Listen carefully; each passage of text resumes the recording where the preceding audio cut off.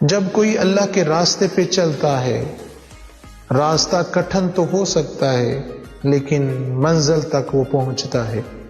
وہ راستے کے مصائب اور آلام کو برداشت کرتا ہے، کیوں کہ اس کی منزل اللہ تبارک و تعالیٰ کی رضا ہوتی ہے۔ یہی سبق ہمیں فتح مکہ میں ملتا ہے، یہی سبق ہمیں کریم آقا صلی اللہ تعالی علیہ وسلم کی زندگی میں ملتا ہے کہ جن لوگوں نے بے سر و سامانی کے عالم میں ہجرت کرنے پہ مجبور کیا، اپنا وطن چھوڑا،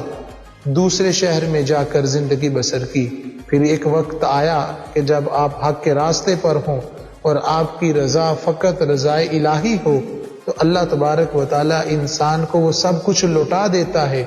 جو وہ طلب کرتا ہے یا وہ طلب نہیں کرتا۔ جو اس کے حق میں بہتر ہوتا ہے اللہ وہ سب کچھ عطا کر دیتا ہے۔ یہی سبق میرے ناظرین ہمیں فتح مکہ میں ملتا ہے کہ اگر تمہاری طلب اللہ کی رضا ہے اور اللہ کا راستہ ہی تمہارا راستہ ہے تو اللہ ساری کائنات تمہارے لیے مسخر کر دے گا۔